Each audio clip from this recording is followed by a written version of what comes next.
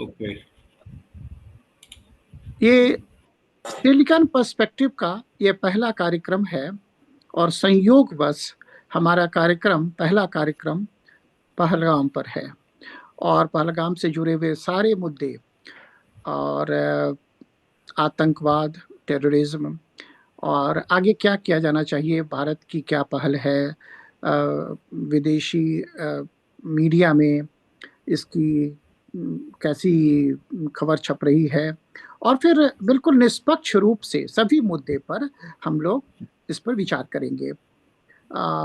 कोई वाद नहीं और कोई अनावश्यक विवाद नहीं, कोई हल्ला हंगामा नहीं, और ठोस रूप से हमारी नीयत केवल यही है कि इस मुद्दे को व्यापक रूप से देखा जाए और क्या करना चाहिए, क्योंकि आतंकवाद एक बहुत बड़ी समस्या है, केवल भारत की नहीं, केवल कश्मीर की नहीं, केवल एक राज्य की नहीं, पूरी दुनिया की एक बहुत बड़ी समस्या है। तो उस दृष्टिकोण से उसको ध्यान में रखते हुए, उस परिप्रेक्ष्य को ध्यान में रखते हुए हम इस मुद्दे पर विचार करेंगे, क्योंकि और इसमें कोई सरकार और पार्टी की बात नहीं है। और बात मैं तो कहूँगा कि केवल भारत की भी नहीं है, क्योंकि आतंकवाद केवल भारत का मुद्दा आज के समय में नहीं रह गया है ना। जी। तो इसीलिए आते हैं, और हमारे पैनल में दो लोग हैं और काफी महत्वपूर्ण लोग हैं, मेरे लिए भी व्यक्तिगत रूप से भी और पत्रकारिता के क्षेत्र में भी। मधुकर पांडे जी, जो 40 से ज्यादा वर्षों से मीडिया में रहे हैं और न जाने कितने चैनल की इन्होंने शुरुआत की है, कितने चैनल को अपना जीवन दिया है और उसको अच्छी पहुंच तक ले गए हैं। और दूसरी तरफ अवतंस जी हैं, जो बहुत सारे अखबारों के लिए लिखते पढ़ते रहे हैं और वैसे जेएनयू से हैं।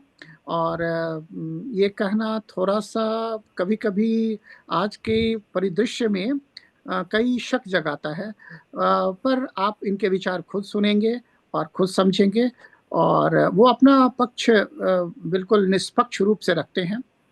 तो वही हमारी रुचि का सबसे बड़ा विषय है और काफी मतलब फैक्ट ओरिएंटेड रहता है, काफी बात की बातें रहती है, काम की बातें रहती हैं, केवल हल्ला हंगामा नहीं रहता है। तो ये संक्षेप इन दोनों का परिचय। तो बात शुरू करते हैं। अवतंस जी, सबसे पहले आपसे कि पहलगाम की भूमिका आप कैसे देखते हैं, जहां जो आतंकवाद ने अपना जो कदम उठाया है उसको आप किस रूप में देखते हैं? सबसे पहले तो ये कह दूं कि बड़ा दुखद एपिसोड है और उसको देखने का बियॉन्ड दैट, उसके आगे अगर हम देखें तो सिर्फ एक ही नजरिया है उसको देखने, और वो नजरिया है पंथिक। क्योंकि देखिए, जो जो तथ्य हैं जिसकी बात आपने कही वो बिल्कुल उजागर है, सबके सामने है, उसमें से कुछ छिपा नहीं है। और जैसे जैसे धीरे धीरे फैक्ट सामने आए, तथ्य सामने आए, लोगों की रिकॉर्डिंग सामने आए, तो ये मुद्दा बहुत ही क्लियर हो गया कि ये हिंदुओं या गैर मुस्लिमों के प्रति एक आतंकवादी हमला था। क्योंकि जब देखते हैं कि कहा जाता है कि आईडी चेक करके उनको अलग कीजिए, उनको उनके नाम पूछिए, उनके पैंट उतार के ये देखिए, जो लोग शायद इसका कॉन्टेक्स्ट नहीं समझते हो तो उनके लिए बताना आवश्यक है कि हिंदुओं में सर्कमसिजन नहीं होता है, मुसलमानों में होता है। तो यहां तक बात पहुंची कि लोगों के कपड़े उतार के इस चीज की चिनाशी की गई, और ये भी कहा गया कि अगर ये सब चीजों में आप फेल कर गए, फेल कर मतलब आपका नाम हिंदू मुस्लिम नहीं है, आपको खतना नहीं हुआ है, तो कम से कम कलमा पढ़ दो तो बच जाओ। तो मेरे ख्याल में ये इस बात को नजरअंदाज नहीं किया जा सकता है कि इसके पीछे कारण क्या था। और उसके अलावा फिर बात आगे बढ़ती है तो बात करते हैं, लेकिन आपका जो सीधा प्रश्न था उसके उसके तरफ मेरा ये सीधा सीधा जवाब है, दो टूक जवाब है, बिना लाग लपटाव के। नहीं, बहुत अच्छा। मधुकर जी, आप कुछ कहना चाहेंगे? देखिए, ये लड़ाई दो, मतलब एक धर्म और एक धार्मिक विचारधारा जिसे हम मजहब कहते हैं, उसके बीच में बहुत पुरानी है। बहुत पुरानी मतलब 1800 के बाद ये पहली बार बात उठी थी कि हम एक साथ नहीं रह सकते, हिंदू और मुसलमान, और हमें अलग होना चाहिए, हमारा भूभाग अलग होना चाहिए। और वो फ्रस्ट्रेशन शायद इसलिए था कि मुगलों के हम मुगलों ने जो हमारे ऊपर शासन किया, उसके बाद ब्रिटिशर्स आए, उन्होंने शासन किया और इनको भगाया। जब ये कमज़ोर हुए और जब आज़ादी मिलने की मूवमेंट शुरू हुई, तो इनको लगा कि हम चूंकि हम पुराने शासक रहे हैं, इसलिए अंग्रेज जाएं तो नेचुरली उनको लगता था ये मेरा हक है इस देश के ऊपर शासन करने का, क्योंकि हमने 800 साल शासन किया है। तो ये उनको एक गलतफहमी थी कि वो शासक हैं और शासन करेंगे। हालांकि वो भी हमारे यहाँ आक्रमण करके एक आक्रांता के रूप में ही आए थे। तो उस वहां से ये विवाद शुरू होता है दो धर्मों के बीच में कि हम एक साथ एग्जिस्ट नहीं कर सकते, एक साथ हम रह नहीं सकते। उसके ही कारण जिन्ना ने टू नेशन थ्योरी और उसके बाद वो देश का बंटवारा हो गया, जो बड़ा दुर्भाग्यपूर्ण था। और तो यहाँ जीवन शैली का अंतर है, धार्मिक आस्था का अंतर है, बिल्कुल अंतर है, क्लियर कट है। हम तो एडजस्ट कर लें, जैसे योगी आदित्यनाथ जी ने एक बार अभी रिसेंटली 15-20 दिन पहले कहा था, जब मुर्शिदाबाद वाली बातें हो रही थी उसके पहले, कि 100 हिंदुओं के बीच में एक गैर हिंदू रह सकता है। उनका इशारा सीधे सीधे मुस्लिम समाज पे था, बहुत अच्छे से रह सकता है। लेकिन मुसलमानों के बीच में, 100 मुसलमानों के बीच में 50 हिंदू भी सुरक्षित नहीं है, और वो मुर्शिदाबाद में बिल्कुल क्लियर कट हो गया। तो ये विचारधारा तो बहुत पहले से, और अब जो उनके शास्त्रों में, जो उनके भी शास्त्र हैं, तो उसमें जो भी लिखा हुआ है वो उसी का पालन कर रहे हैं। और घृणा बहुत है। हमारे यहाँ क्या है कि हमारे यहाँ लोग गंगा जमनी तहजीब और भाईचारा, ये 2-3 जो शब्द हैं, इन्हीं के इर्द गिर्द मूर्ख बने अभी भी घूम रहे हैं। सीधी सी बात ये है, क्योंकि जब बात 1800 के बाद ये उठी थी कि हम दो अलग विचारधारा, दो अलग धार्मिक सोच के लोग हैं, हम साथ में रह ही नहीं सकते। अभी आसिम मुनीर ने क्या कहा है किसी एक बड़े मीटिंग में, उन्होंने यही बात तो कही है। तो इस बात से वो गफलत में नहीं है, वो बिल्कुल क्रिस्टल क्लियर है, हम गफलत में हैं। तो जिसके कारण, और वो हमारी गफलत, वोट बैंक उसका एक बहुत बड़ा कारण है। और हमारे धर्मशास्त्रों में जो अहिंसा का एक चीज है, मैं महात्मा गांधी की अहिंसा की बात नहीं कर रहा, हमारे धर्मशास्त्रों में अहिंसा के लिए, लेकिन हम आधी अहिंसा की प्रवचन जानते हैं, हम पूरा नहीं जानते हैं कि धर्मो रक्षति रक्षता। तो धर्म की हम रक्षा कहाँ कर रहे हैं? हम तो दूसरे को एडजस्ट करने में अपने धर्म को ही भूले जा रहे हैं। सबसे बड़ी समस्या ये, और वो एडजस्ट होना नहीं चाहते हमारे साथ, वो तो पूरा आधिपत्य चाहते हैं। भाई, गजवाए हिंद शब्द तो सब जानते हैं, इसका शाब्दिक अर्थ क्या है? इसका शाब्दिक अर्थ सीधा सा है कि इस हिंदुस्तान के इलाके में हमको हमारा राज्य चाहिए। सीधी सी सिंपल सी बात है। तो ये सिंपल सी बात है, उनका एक 2 साल का बच्चा भी इसको जानता है। लेकिन हमारे यहाँ 70-80 साल तक के लोग तो कुछ भी नहीं जानते, जानते हुए भी अनजान रहते, हमें क्या करना है। और आज जो यूथ है, दुर्भाग्य से, मैं भारत के सारे यूथ को तो नहीं कह रहा, लेकिन जो ये यूथ है, और उसको मतलब नहीं है। मैं आपको सही बता दूं, आप घर में भी अगर आपके 2 बेटे हैं, आप बात करें ना उनसे, अरे क्या पापा आप भी जो है हिंदू मुसलमान लगा रहते हैं और कोई काम नहीं है, चिल आउट, चिल करो पापा, ये डायलॉग आपको 90% घर में मिलेंगे।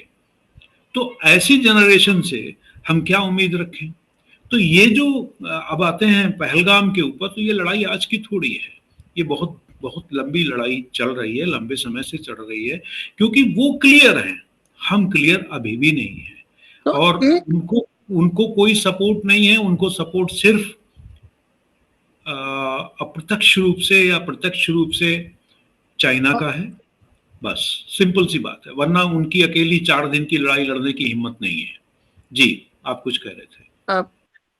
हाँ, हम पहलगाम वाले बात पर पहलगाम पर एक बात दिमाग में आई थी, पर कुछ कहने के पहले सबसे पहले अपनी तरफ से और आप सबों की तरफ से, हम सबों की तरफ से, सभी भारतवासियों की तरफ से कुछ पंक्तियां जयशंकर प्रसाद जी की पढ़ देता हूं और एक अपनी कविता की कुछ पंक्तियां पढ़ देता हूं। और वो मेरे तो एक दोस्त हैं, वो एक्चुअली वो जेएनयू के हैं और वो तथाकथित वामपंथी विचारधारा के भी हैं, रहे हैं। पर आश्चर्य होगा सर, जो सही ढंग से लोग सोचते हैं, वो इस बार मैं भारत में था अक्टूबर में, तो बातचीत उनसे हो रही थी, तो वो कह रहे थे एक बात, कविता उन्हें काफी पसंद है और काफी रुचि लेते हैं कविताओं में।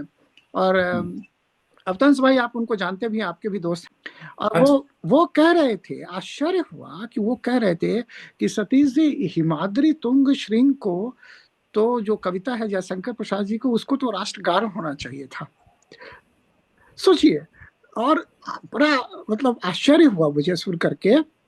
और मतलब तो उसी कविता से खैर एक छोटा सा प्रसंग था, याद आ गई, और लोग विचारधारा की बात करते हैं, विचारधारा की टकराहट की बात करते हैं और तरह तरह के प्रश्न खड़ा करते हैं, तो राष्ट्रीयता पर और अंतर्राष्ट्रीयता की बात करते हैं। इन सभी संदर्भों में वो बात याद आ गई। तो मैं उस कविता से आरंभ करता हूँ कि हिमाद्री तुंग श्रृंग से प्रबुद्ध शुद्ध भारती। और प्रसाद जी के शब्दों को देखिएगा, हिमाद्री तुंग श्रृंग से प्रबुद्ध शुद्ध भारती, सौम्य प्रभा समुज्ज्वला, सौम्य प्रभा समुज्ज्वला। हिमाद्री तुंग श्रृंग से प्रबुद्ध शुद्ध भारती, सौम्य प्रभा समुज्ज्वला, स्वतंत्रता पुकारती। अमर्त्य वीर पुत्र हो, दृढ़ प्रतिज्ञ सोच लो, प्रशस्त पुण्य पंथ है, बढ़े चलो बढ़े चलो। तो ये एक नमन और हमारे सैनिकों के लिए, हमारे बलिदानियों के लिए, और जो भी काम कर रहे हैं उस क्षेत्र में, उन सबों के लिए। फिर मेरी कविता की 4-6 पंक्तियां हैं, वो सुना देना चाहता हूं, क्योंकि आज हम लोग कहीं भी दुनिया के किसी भी कोने में बैठ करके स्वतंत्र रूप से कुछ सोच रहे हैं, तो हमारे सैनिकों का बहुत बड़ा हाथ है। चाहे वो सैनिक अमेरिका के हों या भारत के हों, अपने अपने देश के लिए, अपनी अपनी सीमाओं पर जो त्याग वो कर रहे हैं, हमें उस त्याग के प्रति अनुग्रहित रहना चाहिए, और उसका कोई प्रतिदान नहीं संभव है। और इसी भाव से एक छोटी सी कविता मैंने लिखी थी, हमारे सैनिक हमारे शहीद, उसकी कुछ पंक्तियां सुना देता हूं कि नदियों के बहते रहने में, नदियों के बहते रहने में, पर्वत के ऊपर उठने में, सागर के थमने थिरने में, संकल्प तुम्हारा बसता है, सौगंध तुम्हारी बसती है, पूरे भारत का रोम रोम तुम पर अर्पित होता है। नदियों के बहते रहने में, पर्वत के ऊपर उठने में, सागर के थमने थिरने में, संकल्प तुम्हारा बसता है, सौगंध तुम्हारी बसती है, पूरे भारत का रोम रोम तुम पर अर्पित होता है। वाह, बहुत तो एक बात ये रही, और अगर आपका आदेश हो सतीश भाई, तो एक दो बिंदु मैं पकड़ूंगा जो भाई साहब अभी बोल रहे थे। हाँ, जरूर। उस पे आपने कहा भाई साहब कि 1800 में जो हुआ, शुरुआत हुई, हिंदू मुस्लिम अलग अलग कौम हैं, एक साथ नहीं रह सकते हैं, बिल्कुल सही कहा आपने। और उसके जो प्रोपोनेंट थे सबसे पहले उस बात को, जहां तक मेरा जानना है वो थे सर सैयद अहमद खान साहब। जी, बिल्कुल सही, बिल्कुल। उनका मेरठ में उन्होंने एक भाषण दिया था, जी जो जी जी जी। जिसका एकदम से सोर्स्ड भाषण है, उसको आप पढ़ जी। सकते हैं। मैंने बहुत साल पहले पढ़ा था, जब जी। कोलंबिया यूनिवर्सिटी में एक प्रोफेसर थे, वो एक रखा करते थे आर्काइव्स, उस आर्काइव्स में था, I don't know if it's still there. तो उसमें उन्होंने क्लियर कट कहा है कि हम लोग एक साथ नहीं रह सकते, हम लोग दो कौम हैं, एक साथ नहीं रह सकते। द नहीं रह सकते। Only way that we can stay together is by thrusting one person, conquering one calm and thrusting it on the other. So Yes. जो हमारा जो परस्पर कुछ नहीं है, एक तो होगा रूलर होगा और दूसरा होगा रूल्ड होगा, यही हमारा रिश्ता है, क्लियर कट। बस। क्योंकि हमने 700 सालों से, वो खुद कहते हैं 700 वर्षों से इस देश को रूल किया है। और इतना ही नहीं, वो ये भी कहते हैं कि हमें मालूम है कैसे रूल करते हैं, क्योंकि सिर्फ भारत पे ही रूल नहीं किया है, पूरे देश पे हमारा, पूरे विश्व पे हमारा रूल था। हाँ, तो उस बात की वो दुहाई देते हैं। और उसके बाद उसी दो कौम की बात, जिसको टू नेशन थ्योरी की बात करते हैं, बाद में अल्लामा इकबाल, जिनका हम लोग अभी तक पढ़ते हैं सारे जहां से अच्छा, लेकिन कोई ये नहीं बताता है वो तराना मिल्ली भी उन्हीं का लिखा हुआ था। उन्हीं का लिखा। और जब क्या कहते हैं, रंगीला रसूल की बात आती, पता नहीं लोगों को ये कहानी मालूम हो या नहीं हो। रंगीला रसूल एक पुस्तक थी जो कि अविभाजित भारत में छपी थी अंग्रेजों के राज के समय। तो उसके जो प्रकाशक थे, उसकी किसी ने, छोटे से किसी यंग लड़के ने उनको मार दिया, छुरा भोंक दिया उनके छाती में, उस पर मुकदमा वगैरह चला। और सुना है, लोग कहते हैं कि जिन्ना साहब ने खुद उसका मुकदमा लड़ा था अंग्रेजी कोर्ट में। और लोग कहते हैं कि this was the only big case that Jinnah lost. और उसका जो जनाजा निकला, जब उस मर्डरर का, बेसिकली उसको फांसी की सजा हो गई। और उसका जो जनाजा निकला, उसका जब उसकी बॉडी को जब जमीन के अंदर डाला जा रहा था, तो मरसिया पढ़ने वालों में एक थे अल्लामा इकबाल। सो ये सब कहानियां जो हमारे इतिहास की हैं, लोग वो सामने नहीं आ पाती हैं। आपने ये भी कहा अहिंसा की, धर्म की, लड़ाई की। तो जो इतिहास में जो चैप्टर्स हैं, कैसे धर्म की रक्षा की जाती है, वो सब यहाँ से बिल्कुल हटा दिया गया, हमें सिखाया नहीं गया। तो हमारी जो मानसिकता है और हमारी जो याददाश्त है, वो कुंठित हो गई है। हमारे यहाँ परंपरा है, पृथ्वी सूक्त में, अथर्ववेद के पृथ्वी सूक्त में एक मंत्र है, जिसमें कहते हैं, लिखने वाले जो कंपोजर है, वो कहते हैं कि जो भारत माँ को, धरती को कहते हैं, पृथ्वी को कहते हैं कि जो तुम्हें दुख पहुंचाए, या तो शस्त्र से या शास्त्र से, उसको तुम टेक केयर ना, उसको सबड्यू करो। Basically the equivalent word in English will be subdue. तो सबड्यू करो। तो हमारे यहाँ से यह परंपरा रही है कि जब हमारे ऊपर धर्म के ऊपर हंगामा होता है, तो हम शस्त्र से और शास्त्र से, दोनों से लड़ाई करते हैं। आपको याद दिला दें, खासतौर से आप इनकी बात कर रहे थे, योगी जी की बात कर रहे थे। योगी जी उसी परंपरा से हैं। बिल्कुल। गोरक्षनाथ परंपरा से हैं, गोरखनाथ परंपरा से हैं। और उस परंपरा का काम ये था, गायों की रक्षा करें। और जहां जहां सूफियों ने डेरा जमाया था, वहीं के आसपास गोरखनाथ का भी मंदिर है, उसी के आसपास, क्योंकि वो उनसे सुरक्षा चाहते थे। हमारे यहाँ खालसा है, खालसा का दूसरा रूप सामने आ गया है, लेकिन खालसा उसी कारण से बनाया गया था कि धर्म की रक्षा करे। तो हमारे यहाँ वॉरियर सेंट्स की परंपरा बहुत पुरानी रही है।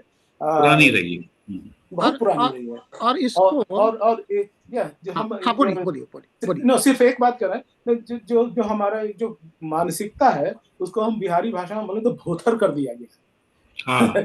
इन सब चीजों से। और लास्ट में एक चीज और मैं बोलूंगा, अभी जो ग्लोबलाइजेशन की आप बात कर रहे थे सतीश भाई, थेरेसा में इंग्लैंड की प्रधानमंत्री रही थी कुछ दिनों के लिए, उन्होंने कहा था बेसिकली, मैं उनको पैराफ्रेज कर रहा हूँ, if you think you are a citizen of the world, you belong nowhere.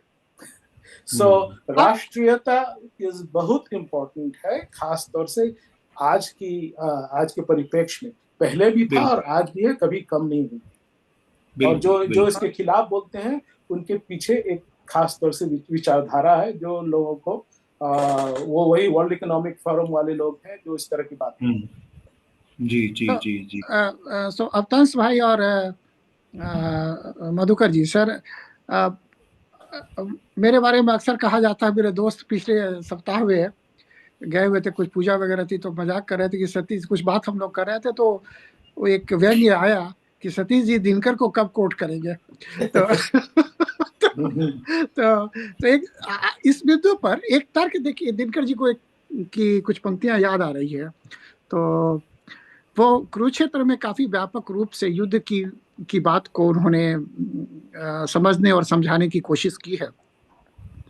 उसमें एक अपना उनका एक तर्क है कि, और जो काफी प्रसिद्ध पंक्तियां हैं उनकी, कि कौन केवल जीत सकता, और ये कॉमन सेंस बेस्ड है ना। आप सारे धर्म की बात हटा दीजिए, इतिहास की बाकी बातें भी हटा दीजिए, सब कुछ हटा दीजिए, लेकिन केवल कॉमन सेंस तर्क के आधार पर, जो बुद्धि और संबुद्धि है मनुष्य की, उसके आधार पर उन्होंने सोचने की कोशिश की है। और देखिए ये पंक्तियां देखिए, कौन केवल जीत सकता, कौन केवल जीत सकता, आत्मबल से जूझ कर देह का संग्राम है, देह का संग्राम। कौन केवल जीत सकता, आत्मबल से जूझ कर देह का संग्राम है, पाश्विकता जब उठा लेती खड़ग, आत्मबल का एक वश चलता नहीं, एक वश चलता नहीं। और आप विश्व के तमाम युद्धों को देख लीजिए, सीमाओं के पार चले जाइए, सीमा रेखाओं के पार चले जाइए, अपवाद नहीं मिलेगा, अपवाद नहीं मिलेगा।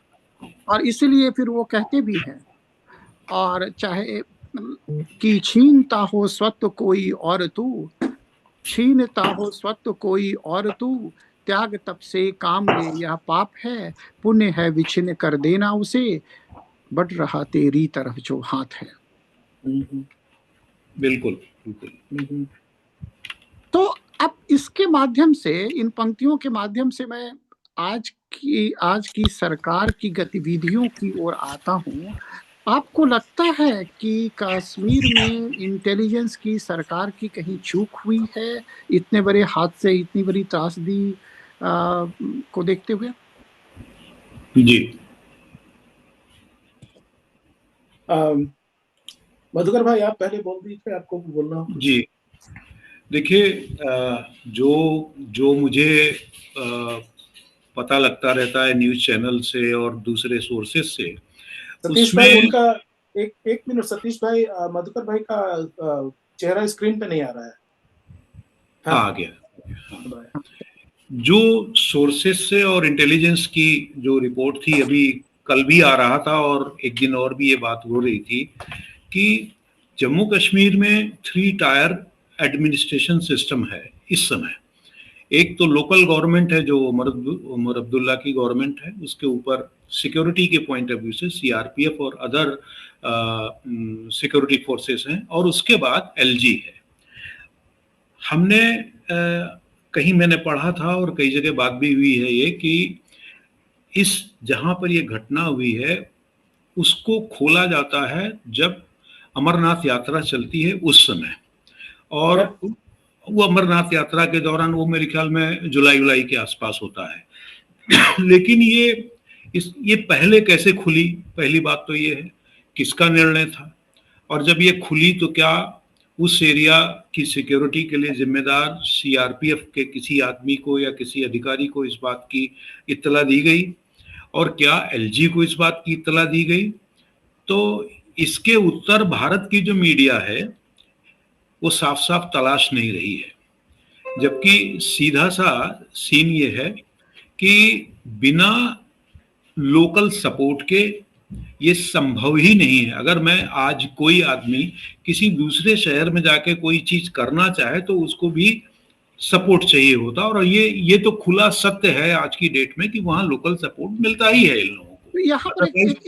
यहाँ पर एक महत्वपूर्ण प्रश्न अफदंस भाई ये आता है, और ये मधुकर जी भी, कि बार बार कहा जा रहा है हमें, और आप तरह तरह के फीड देखिएगा, न्यूज फीड देखिएगा, लोगों के वक्तव्य देखेंगे आप, तो उसमें बार बार बात याद आती है, बार बार बात बताई जाती है कि जो स्थानीय लोग हैं वो काफी सहानुभूतिपूर्ण रहे हैं। क्या ये सही है?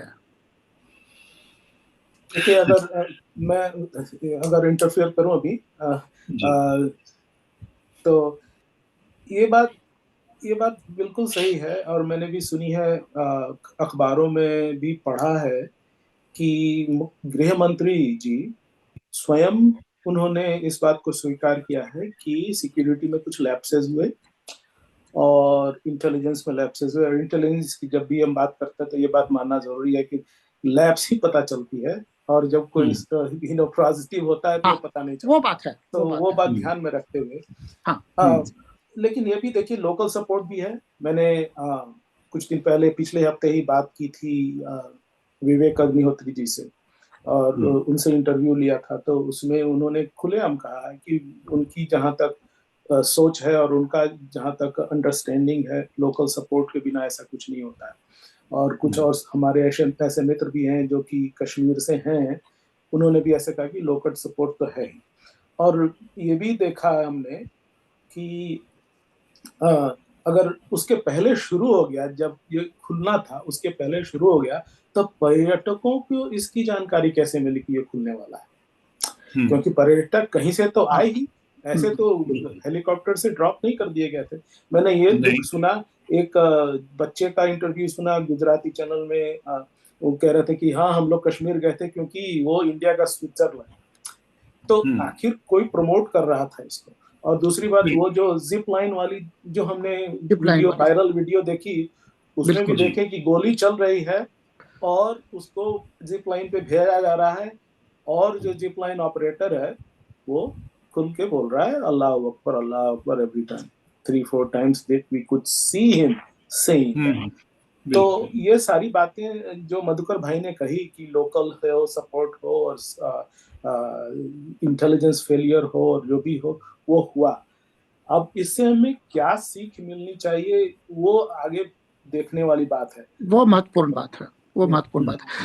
और एक बात और है कि ठीक है, मतलब ये तो सभी लोग मान रहे हैं कि कहीं ना कहीं चूक हुई है, लेकिन विपक्षी दल 1-2 दिन तक तो बहुत अच्छे ढंग से व्यवहार करता रहा, उसके बाद फिर बहुत गैर जिम्मेदार वक्तव्य लगातार आने लगे, और फिर वो ट्विटर का वो आया, एक ट्वीट भी, एक्स का एक पोस्ट आया जिनमें मोदी जी का सर गायब, और जो भी उसकी जो भी व्याख्या की गई हो, मोदी ना मोदी उससे मतलब नहीं, मगर और फिर बाद में उसमें भी ये भी है ना, चोर की दाढ़ी में तिनका, लोगों ने कहा तो दे डिलीटेड इट।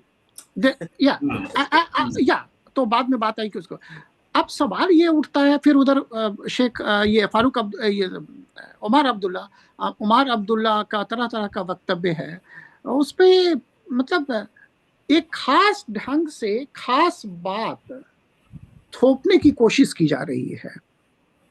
मुझे इसमें भी कोई हर्ज नहीं है कि कुछ कश्मीरी होंगे जो जिनकी सहानुभूति भारतीयता के प्रति है और होगी, मगर समस्या तो कहीं है, या समस्या कहीं दिखती है, उसकी जड़ में है, और कहीं ना कहीं है।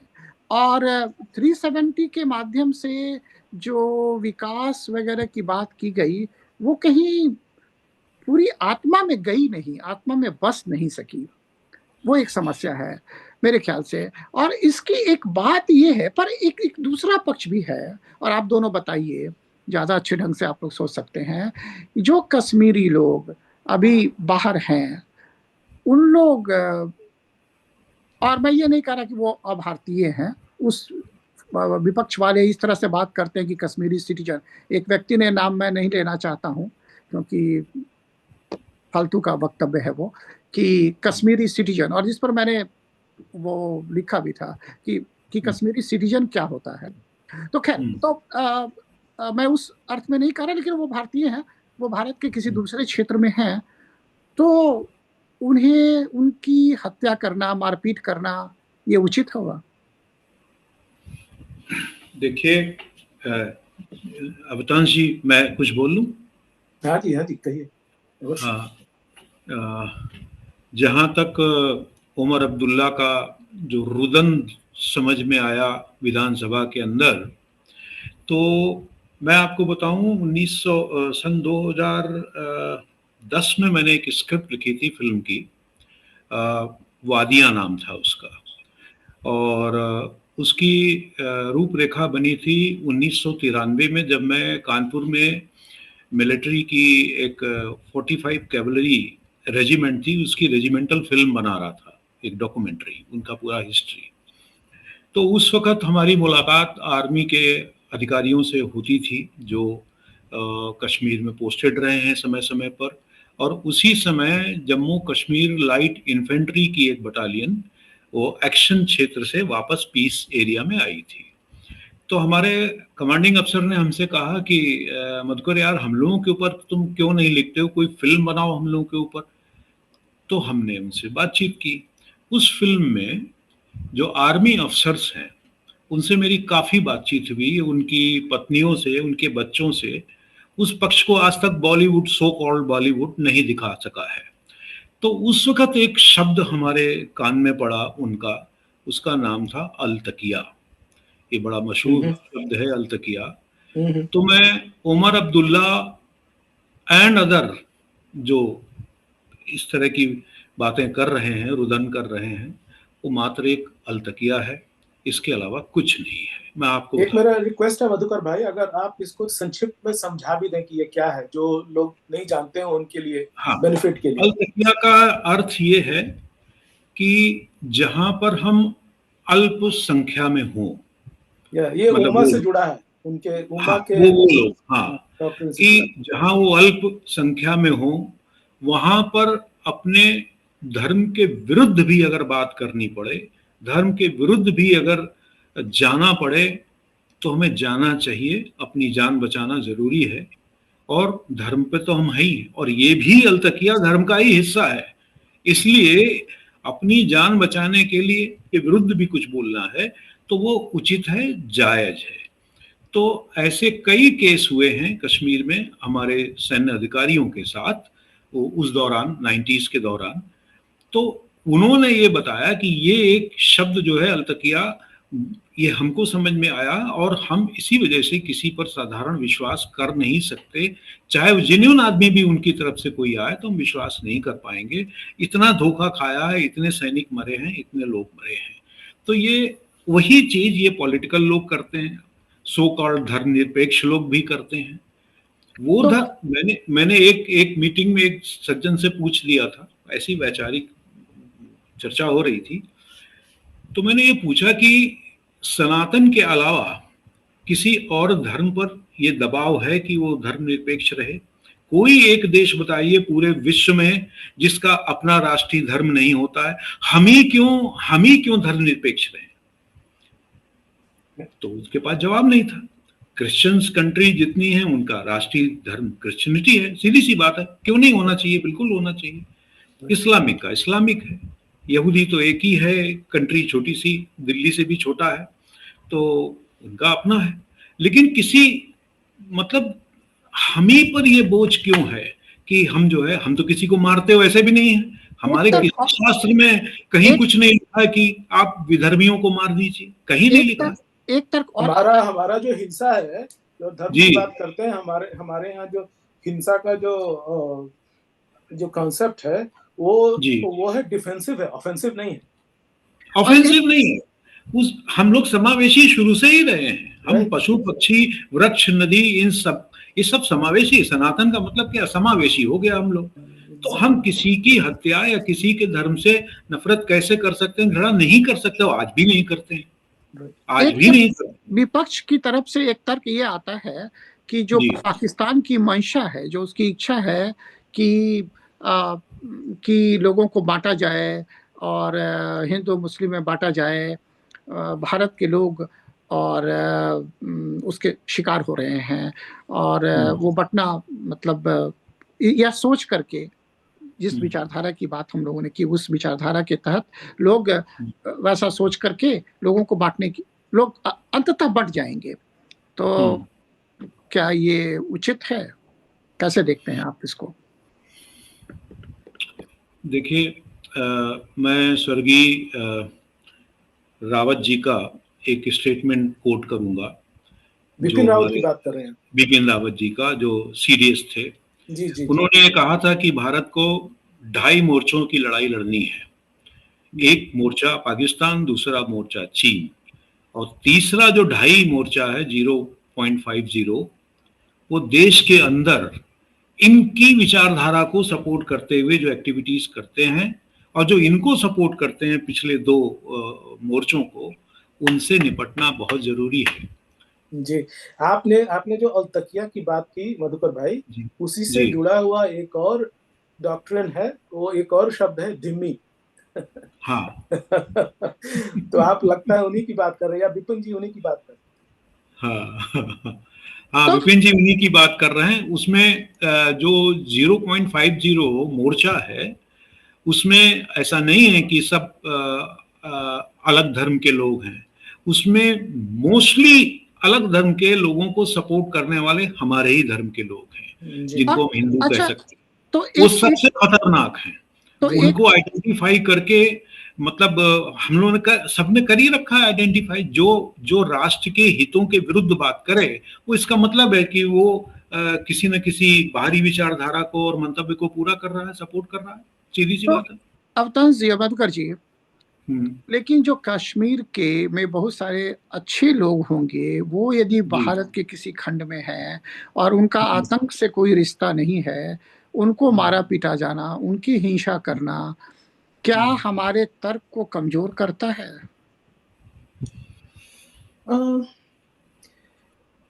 थोड़ा बहुत तो लेकिन उसको देखिए, उसका संदर्भ देखना आवश्यक है, नुआंस जिसको कहते हैं वो आवश्यक है।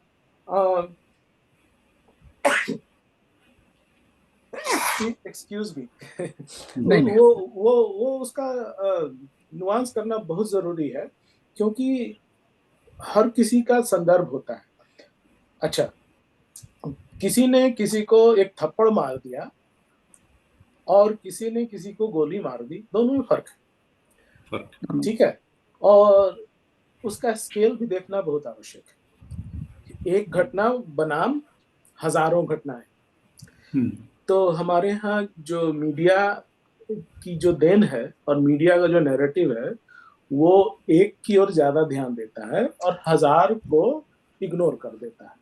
यही तो असंतुलन सबसे बड़ी समस्या है हमारे, बहुत बड़ी समस्या है।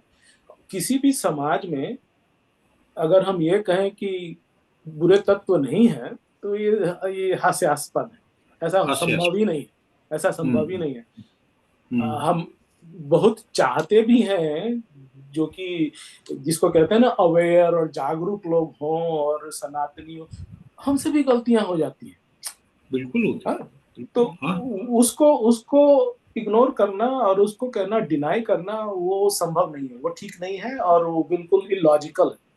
एक बात और पूछूंगा। हाँ जी, ये बहुत अच्छी बात आपने कही, बहुत अच्छी बात कही। तो ये मोहब्बत की दुकान वाले लोग ना थोड़ा ज्यादा ही मोहब्बत करने लगे हैं, और परेशानी यही है, और मोहब्बत को उन्होंने दुकान बना दिया है। और पता नहीं कौन सा ऐसा आदमी है जो इस तरह की स्लोगनबाजी करता है विपक्ष के लिए। पता नहीं, उसको भी जानना बहुत जरूरी है कि मोहब्बत की दुकान मतलब मोहब्बत का हृदय, मोहब्बत का कलेजा, ऐसा कुछ नहीं है, मोहब्बत की दुकान ही है। तो वो खुल कर कहते हैं कि दुकान है भाई। हाँ, ये बात बिजनेस है, नहीं, लेन देन वाला मामला है। ताज्जुब की बात है, हाँ, ताज्जुब की बात कि कौन लेन देन ही कैसे। नहीं, और बिजनेस में एक बहुत बड़ा पॉइंट है, बिजनेस तभी होता है जब उसमें लाभ और हानि की बात हो। बस बिल्कुल। नफा रत की एक व्याख्या ये भी हो सकती है कि जो नफा मुनाफा में रत ये लोग हैं, वही नफरत में वही है, नफरत में वो लोग हैं जो नफा मुनाफा में रत हैं। एक बात आती है ध्यान में कि भारत की ओर से क्या कदम उठाया जाना चाहिए, क्या अभिष्ट होगा, क्या जो फुल स्केल वार है ये उचित है, या भारत क्या संभावित रास्ता ले सकता है? देखिए, हाँ, आप बोले। अच्छा, सॉरी, नहीं, आप ही बोलिए, मैं बात बोलूं।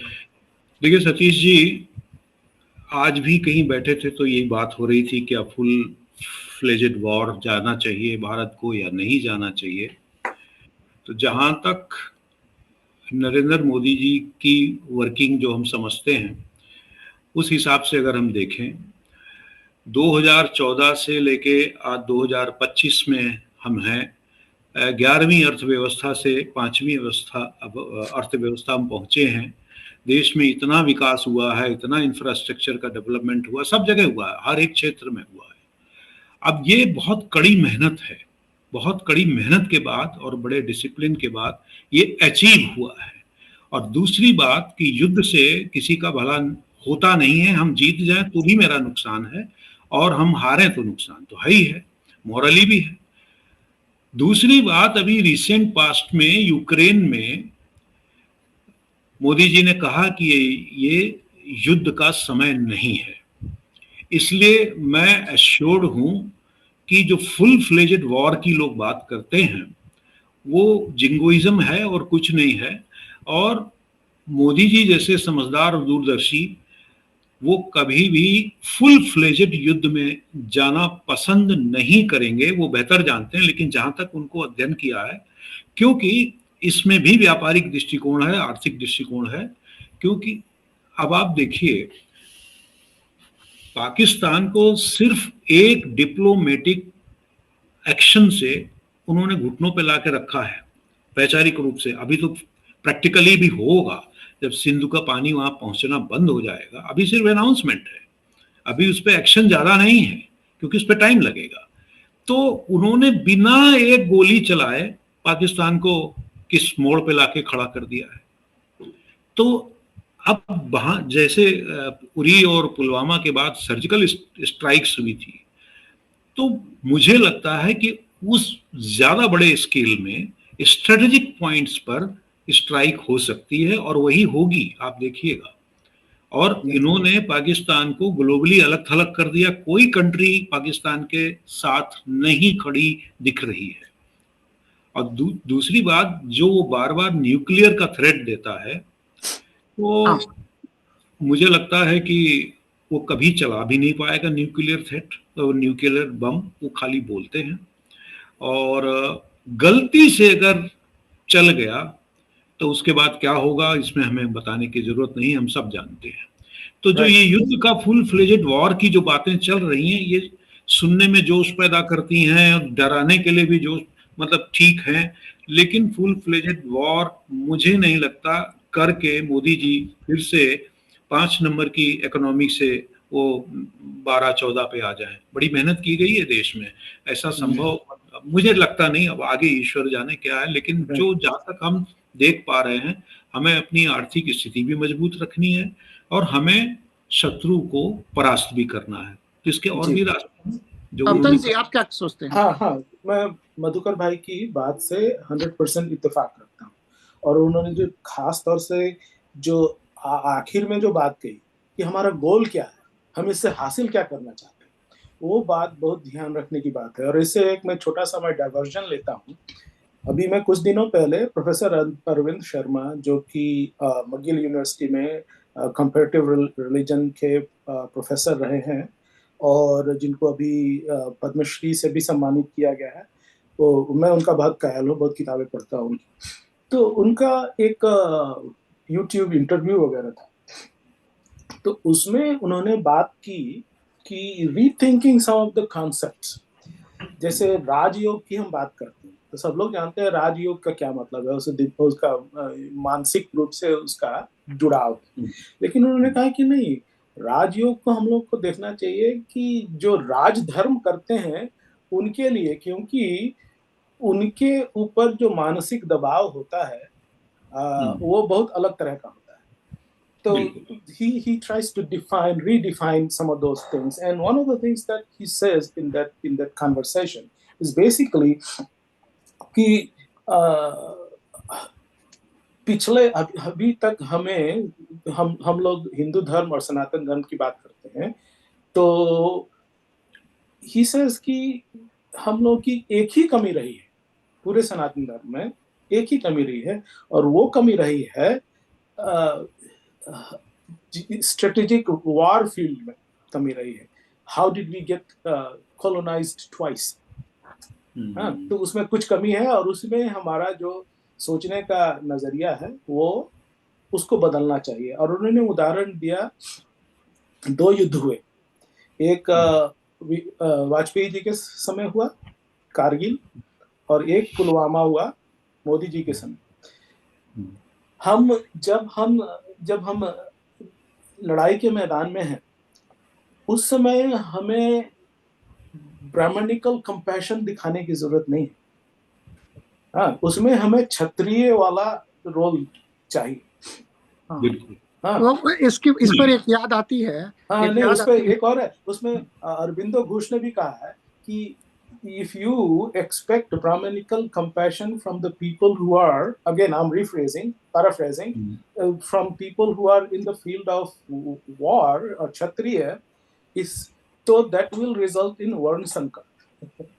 और एक्चुअली ये बहुत बहुत महत्वपूर्ण बात है। तो उसमें एक और आखिरी शब्द में जोड़ना चाहता हूँ कि लड़ाई के मैदान में हमारा सिर्फ गोल होना चाहिए, सहिष्णुता नहीं चाहिए, हमें जिष्णुता चाहिए। उन्होंने ये शब्द प्रयोग किया है अरविंद शर्मा जी ने, सहिष्णुता नहीं, जिष्णुता चाहिए। और hopefully it answers your question. आज परशुराम जी का, भगवान परशुराम का जन्मदिन है जी, अक्षय तृतीया है। आप सबको इस बात की शुभकामनाएं और बधाई। हाँ, और इस प्रसंग में आपने बातचीत की, आप दोनों व्यक्तियों ने, और सहिष्णुता की बात की, उसमें एक तर्क दिनकर जी का परशुराम की प्रतीक्षा में यही है कि गांधी की रक्षा करने को गांधी से भागो। गांधी की रक्षा करने को गांधी से भागो। और उन्होंने व्यंग्य रूप में कहा है, उस समय में नेहरू जी ने कहा था कि अब भी पशु मत बनो। युद्ध चल रहा था तब या उसके आसपास। तो उसी पे उन्होंने लिखा है कि ये ऐसे हमारे वीर हैं जो तुलसी की कंठी छू छू कर रो रो कर वार करेंगे। और यह एक और उदाहरण प्रोफेसर अरविंद शर्मा की उसी इंटरव्यू से है। जनरल पैटन हमारे यहाँ अमेरिका में बहुत नामी गिरामी पैटन में जनरल हैं, जिनका काफी नाम है। तो उनका एक प्रसंग उन्होंने दिया कि वो किसी रिक्रूट से बात कर रहे थे, तो उनसे पूछा कि क्या तुम्हारा उद्देश्य क्या है तुम्हारे जीवन में। तो he says that I want to sacrifice my life for my country. He said, you idiot, stupid. Your goal should be to sacrifice other people's life. Not other people, but who is in front of you, your enemy's life. तुमने अगर अपना life sacrifice कर दिया, तुम करोगे क्या? तो इस बात को ध्यान में रखने की बात है। I mean, इसको don't take it literally, but उसका जो मर्म है वो जानने की कोशिश सब लोगों को करना चाहिए। बिल्कुल बिल्कुल, कोनोटेशन वही है। धर्म की बात है तो हर समय काल परिस्थिति का अपना एक सेपरेट धर्म होता है। जब हम चारों तरफ से घिरे हों, राष्ट्र घिरा हो, तो राष्ट्र धर्म सबसे सर्वोपरि होता है कि हमें उस हिसाब से हमारे जीवन की आयु की अलग अलग अवस्थाएं और भी समाज की अलग अलग अवस्थाएं, सब चीज का धर्म अलग अलग है। उस समय जो उचित योग्य करने को है वही धर्म है। अब इस समय जो परिस्थिति है, इस समय जो परिस्थिति है और पहले से ही है, तो उस वक्त जो उचित हो वही करना चाहिए, आगे पीछे ऊपर नीचे सब सोच के। इतना ही नहीं, उचित ही नहीं, धर्म की रक्षा के लिए अधर्म का भी सहयोग लेना ये है, उचित है। Every once in a while हमारे इसमें अश्वत्थामा तो नरो व कुंजरो का एक बहुत बड़ा उदाहरण ये क्या था, भारत में। वही था। हाँ, और एक बात और है कि यदि बाकी बातें छोड़ दीजिए, केवल आप शब्द पर भी ध्यान दीजिए, बड़े तर्कों को छोड़ दीजिए, केवल शब्द पर भी ध्यान दीजिए। इंटरनेशनलिज्म, अंतरराष्ट्रीयता, दोनों में नेशनलिज्म और राष्ट्रीयता है। उसके बिना तो वो शब्द ही नहीं बन सकता है। मतलब बिल्कुल। तो देखिए, हमारे एक बहुत बड़े गुरु थे वाराणसी के, अवधूत भगवान राम जी। उनका एक कोट मैं बताता हूँ, उनके 2 कोट इस परिप्रेक्ष्य में आज की मीटिंग के उसमें बताता हूँ। उन्होंने एक जगह ये कहा था, यदि समय, काल और परिस्थितियों के अनुसार रीति रिवाजों और विचारों का परिमार्जन नहीं हुआ तो ना राष्ट्र बचेगा ना धर्म बचेगा। एक तो कोट उनका ये था। तो उन्होंने सीधा कहा कि लकीर के फकीर मत रहो, जैसी परिस्थिति हो उस हिसाब से जो उचित करना वही धर्म है, वही रीत है। दूसरा उन्होंने कहा था कि कभी कभी रक्त की बूंदों से शांति के पौधे सींचे जाते हैं। ये दोनों ही चीजें लागू हैं और अपने अपने मात्रात्मक उसमें लागू। and I want to just make it clear for everybody, जो लोग सुन रहे हैं जी, हम लोग यहाँ हिंसा की बात नहीं कर रहे हैं और नहीं कर रहे हैं और उसका कोई प्रमोशन नहीं कर रहे हैं और न ही कोई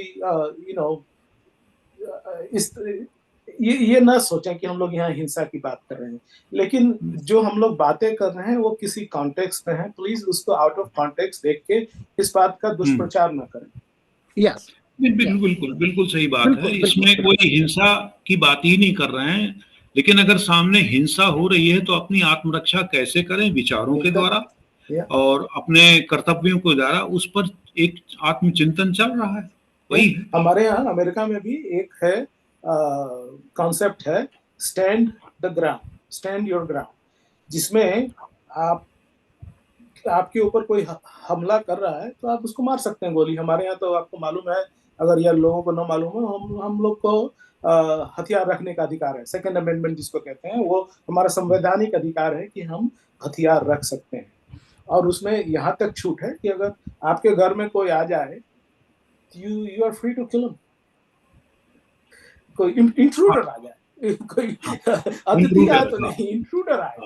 हाँ, मतलब अपने आप को बचाने का अधिकार आपको है, हिंसा से बचाने का अधिकार आपको है, अपने जान की रक्षा करने का अधिकार आपको है। वो सभी को है, सभी को। इवन पशु पक्षी को कोई संविधान रेगुलेट नहीं करता है, लेकिन उनको भी पता है कि उनको वो नियत पता होती है सामने वाले की ये मुझे मारेगा या मारने आया। सांप भी फुंकार करता है, शेर भी दहाड़ता है, कुत्ता भी भौंकता है। सबको मालूम है कि हमको विपरीत परिस्थिति में क्या करना है, ठीक है। हम वो बात, अब बात पहलगाम की हम लोगों ने शुरू की थी, तो पहलगाम में जो ये हिंसाएं भारत में ये पहली बार हुआ है कि पैंट उतरा के, धर्म पूछ के, ये पढ़ के बताओ, मतलब ये चीज तकलीफ दे है, बहुत तकलीफ। एक प्रश्न मेरे दिमाग में हम कैसे कर पाए बताइए ऐसी परिस्थिति में। अगर हमारे मन में, और अधिकांश मतलब सनातनियों के मन में रहता है ये सह अस्तित्व को, क्योंकि वो अशांति पसंद नहीं करते, लेकिन अब सह अस्तित्व की बात पर तो एक ठोकर लग गई ना। पता नहीं कब कहाँ कोई मेरा पैंट उतरवा दे, कौन मेरे से कुछ पढ़वा दे और मैं मार दिया जाए। एक प्रश्न मेरे दिमाग में यहाँ पर ये आता है कि मुस्लिम समुदाय के, मुझे बहुत बुरा लगता है इस तरह से संबोधित करना, मुस्लिम हिंदू समुदाय करके बात करना, लेकिन अफसोसनाक आज के प्रसंग में करना ही पड़ेगा। तो जैसे मुस्लिम समुदाय के जो अच्छे लोग हैं वे क्यों नहीं सामने आते हैं और खुलकर इसका विरोध करते हैं और समाज की कमजोरियों को पहचानते हैं, और न एक बार नहीं, लगातार उनको काम करना होगा कि वो कि सही है और गलत है। पता नहीं, मतलब बहुत देर हो चुकी है इस संदर्भ में। जी बोलिए। नहीं, मैं सिर्फ ये कहना चाहता था कि ये बात सही है, और लेकिन ये बात भी सही है कि कुछ मुस्लिम समुदाय में ऐसे लोग हैं जो कि ऐसी बातें रखते हैं। इसमें मैं व्यक्तिगत रूप से ऐसे कुछ लोगों को जानता हूँ, मैं अक्सर उनसे बातें भी होती हैं। तो ये बात है। दूसरी बात ये भी है कि मुस्लिम समुदाय का एक और अंग है जो कि एक्स मुस्लिम आजकल बहुत चला हुआ है। ऐसे भी लोग हैं, लेकिन फिर उनको भी तो दाना पानी की चिंता है, उनको भी जान का खतरा है। So I don't know, I'm not trying to minimize the significance of what you're asking, Satish भाई, लेकिन उसको सब चीजों को संदर्भ में और परिप्रेक्ष्य में देखने की आवश्यकता है। हाँ, नहीं, समग्र समाज या समग्र उस धार्मिक विचारधारा के लोग खराब नहीं हैं, और लेकिन समस्या ये है कि जब जब अच्छी और पॉजिटिव विचारधारा के लोग अल्पमत में हों, तो जैसा आपने बोला कि उनको भी अपने कुचले जाने का, अपने दाना पानी बंद होने का, हुक्का पानी बंद होने का, इवन जान का भी खतरा उनको लगता है, जो सबसे बड़ा है। तो मैं एक सावधान 22 पसेरी कहने का तो कोई मतलब ही नहीं है, और सब एक से हैं ऐसा कहना भी हमारे शास्त्रों ने तो हमें सिखाया है कि ऐसे मत कहो। हमने तो रावण की अच्छाई भी देखी है और रावण की बुराई भी देखी है, और रावण ब्राह्मण होने के बाद भी हम उसको जलाते ही हैं हर साल, ठीक है ना। जब अवसर आता है तो पूजते भी हैं, उसके गुणों, उसके ब्राह्मणत्व को पूजते हैं, लेकिन उसके अंदर जो राक्षस प्रवृत्ति थी उसको हम मतलब हर साल जलाते भी हैं, उसकी निंदा, घोर निंदा होती है। तो कहने का मतलब इतना ब्रॉडनेस शायद उनके यहाँ अलाउ नहीं है, उनके यहाँ तो उसमें अच्छे लोग तो होंगे, हम ये कह ही नहीं सकते, हमारे पास कोई सबूत भी नहीं कि सभी वैसे हैं। अच्छे लोग भी होंगे, लेकिन वो बेचारे चुप रहते हैं अनेकों कारणों से, सीधी सी बात है। जी। मुझे लगता है कि काफी लंबी हो गई है बातचीत हम लोगों की। जी जी जी, ठीक है। और एक अच्छे बिंदु पर पहुंच गई है, जहाँ की हम लोग समस्या की भी बात करते हैं, समस्या की भी हम लोगों ने बातचीत की, समाधान की भी बातचीत की, और समग्रता की भी बातचीत की। तो समस्या, समाधान और समग्रता। और आखिरी लाइन एक बोलूंगा, सतीश जी क्षमा करिएगा। बिल्कुल बिल्कुल। ये जो हमारे पड़ोसी के बीच में या हमारे सनातन और जिसकी बात हम लोग कर रहे हैं उसके बीच में सामंजस्य, समावेशी वातावरण तभी बनेगा जब उनकी ओर से लोग उठेंगे और उनको समझाएंगे कि भाई ऐसा नहीं करना है, प्रोग्रेस करनी है, साथ में आगे बढ़ना है, तो ये विचारों को त्यागना पड़ेगा। हमारे यहाँ अपने सनातनियों में संत कबीर की रामचरितमानस के दोहों पर ही कितनी लड़ाइयां होती हैं, ठीक है ना। तो हमारे यहाँ हम अपने यहाँ सुधार भी करते हैं, आलोचना भी करते हैं, सब कुछ करते हैं। यानी हमारे सनातन में से कोई भी आदमी अगर लाइन से अलग बात करता है तो उसकी सब जगह आलोचना होती है। हम यही एक्सपेक्ट करते हैं उनमें से कुछ लोगों से कि जो इस तरह से, जिस तरह से पहलगाम में हुआ या पीछे होता रहा या कश्मीरी पंडितों के साथ होता रहा, वो ना हो। ऐसी विचारधारा के लिए उनको खुद रोकना पड़ेगा। हमारे पास क्या उपाय है रोकने का? हमारे पास शासकीय उपाय है, सैन्य उपाय है, इसके अलावा और सुरक्षात्मक उपाय और कोई उपाय तो है नहीं। विचारधारा को वही के लोग समझाएंगे, समझेंगे, तभी ठीक हो सकती है। अदरवाइज ये विचारधारा चलती रहेगी, अगर इसको खाद पानी मिलता रहेगा ये चलती रहेगी। तो अपेक्षा रख सकते हैं, हालांकि कठिन है, लेकिन अपेक्षा रख रहे हैं कि शायद उनके ही दरमियान से कोई कुछ लोग उठें और लोगों को बताएं कि ये जो कर रहे हो, ये जो सोच रहे हो, ये गलत है, ऐसा मत करो, तुम्हारा नुकसान भी है, उनका भी नुकसान है। तो शायद ये मेरा एक सपना हो सकता है, लेकिन देखिए। अब तो भाई आप उसी से जुड़ना चाहेंगे अंत में? उसी से जुड़े हुआ एक और मैं छोटी सी बात रखूंगा, लेकिन वो मेरी बात होगी हिंदू समाज से कि जो वजह चाहे उसकी जो भी हो, कुंठा हमारे मस्तिष्क में, हमारी विचारधारा में है। लगता है कि ऐसे बोल देंगे ये तो उसको बुरा लग जाएगा, ये हो जाएगा, वो हो जाएगा, इसकी वजह से हम बहुत कुछ नहीं कहते। और तो मेरा सिर्फ यही कहना है कि अगर आप सेल्फ कॉन्फिडेंट होंगे तो आप अपनी बात को खुलेआम बिना किसी डर के आप रख सकते हैं। ये जो डर है वो सिर्फ इसी वजह से है कि सेल्फ कॉन्फिडेंस हमारा उसके कारण जो भी हो, चाहे कॉलोनियलिज्म हो, जो भी हो सदियों का, उसकी वजह से हमारा सेल्फ कॉन्फिडेंस बहुत कुचला हुआ है। हम अपनी अपने पंथ के बारे में, अपनी परंपरा के विषय में खुल के बात नहीं कर पाते हैं, क्योंकि मालूम भी नहीं है। तो मालूम ही नहीं है। मालूम भी नहीं। हाँ, हाँ। तो वो भी इसीलिए इतना कॉन्फिडेंट बनिए और कहिए अपनी बात खुल के, और जिससे कि आपको ये कहने की जरूरत नहीं पड़े कि मैं आपको आपके खिलाफ नहीं बोल रहा हूँ। ये जो सत्य हो उस पे कहने में किसी को डर क्या है ना? तो वो बात ध्यान में वो आज रखिएगा। न कल कहना पड़ेगा, Yeah. आज न कल कहना पड़ेगा। और उसकी फिर वही बात याद आती है कि गांधी की रक्षा करनी है तो गांधी से भागो। Yeah. एक Pro, संदर्भ में, एक just संदर्भ one में। last thing, being pro doesn't mean anti something. If बिल्कुल, I am pro something doesn't mean I'm anti something. So बिल्कुल बिल्कुल बिल्कुल। अब मैं वेजिटेरियन हूँ, इसका मतलब ये नहीं कि मैं नॉन वेजिटेरियन से चिढ़ता हूँ। मैं शराब नहीं पीता तो इसका मतलब थोड़ी है कि दूसरा जो पीता है वो अच्छा है या खराब। मेरे पास कोई अधिकार नहीं है उसको, ये मेरी चॉइस है, मैं पीऊं या ना पीऊं। तो दूसरी अंतिम लाइन बोलता हूं कि यदि हिंदुओं में किसी भी धर्म के प्रति नफरत होती, घृणा होती, कुछ भी होती, तो आज शायद दिलीप कुमार से लेके शाहरुख खान और सलमान खान और ये आमिर खान, ये हमारे स्टार ना होते, ये इतने अरबपति ना होते, इतने पॉपुलर नहीं होते, क्योंकि इनकी फिल्में तो मैक्सिमम हम ही लोग देखने जाते हैं। हमारे मन में घृणा थी ही नहीं, कभी भी नहीं थी। अरे भाई, उन्होंने नाम भी अपना इसीलिए बदल के यूसुफ खान से बदल के दिलीप कुमार रखा। और मीना कुमारी ने भी नाम अपना मीना कुमारी ही रखा, उनका नाम कुछ और था। आज भी हम लोग ये कहते हैं कि भाई साहब, मतलब इस हिंदी फिल्म इंडस्ट्री में सबसे बढ़िया भजन का अगर म्यूजिक किसी ने बनाया तो नौशाद साहब ने, बैजू बावरा ने बनाया, मोहम्मद रफी साहब ने गाया, शकील बदायूनी जी ने उसको लिखा। तो क्या हम ये हम कहते नहीं है क्या?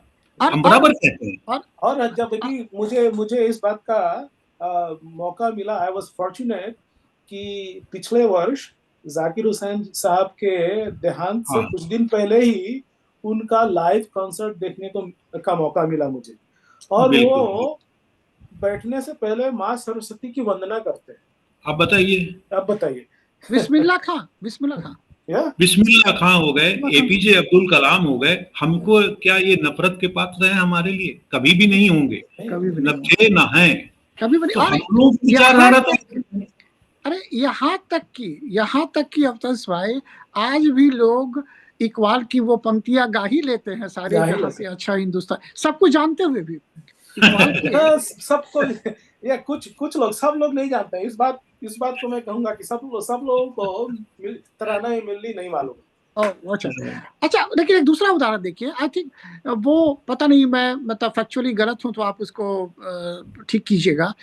अटल जी के दौरे के बाद शायद फैज अहमद फैज आए थे और उनका बहुत ही भव्य स्वागत हुआ था, जबकि वो पाकिस्तान के और फैज अहमद फैज की बहुत सारी पंक्तियां हम लोग गुनगुना लेते हैं। मगर बात यह है कि मुख्य बात हम लोगों ने जो की वो फिरका परस्ती की है, और उसके विरुद्ध भारत को सजग रहना चाहिए, हम लोगों को सजग होना चाहिए, धर्म तत्व के रूप में सजग रहना चाहिए। और काफी अच्छी बात हुई, लंबी बातचीत हो गई, तो आप लोगों को बहुत बहुत धन्यवाद। और ये हमारा प्रयास रहेगा, और कि हम सभी आग्रह दुराग्रह से अलग हो करके सही बातें विशद रूप में, समग्र रूप में, सकारात्मक रूप में, समाधान के अवयव के रूप में करते रहें। और इसी में हमारा आनंद है और आप लोगों का आनंद है। और हमारे कार्यक्रम से जुड़िए, और जो भी गलत लगे जरूर बताइए, जो सही लगे वो भी बताइए, लेकिन जो गलत लगे वो अवश्य बताइए। ठीक है, तो बहुत बहुत धन्यवाद। एक कहते हैं ना, हमारे यहाँ मतभेद होता है, मनभेद नहीं होता। हाँ। और हम लोग तो वैसे भी सर्वे संतु निरामया वाली भावना के लोग हैं, हम किसी के विरुद्ध कैसे हो सकते हैं? हो ही नहीं सकते। बिल्कुल नहीं। ठीक है सतीश जी, आपने बुलाया, बहुत अच्छा लगा। और मतलब बहुत दिनों से इच्छा थी कि कुछ काम करने की, तो अब लगता है कि ये एक नई शुरुआत है। ठीक है, तो श्रीलिकन पर्सपेक्टिव की ओर से आप सबों का स्वागत, प्रणाम, धन्यवाद। धन्यवाद धन्यवाद। धन्यवाद।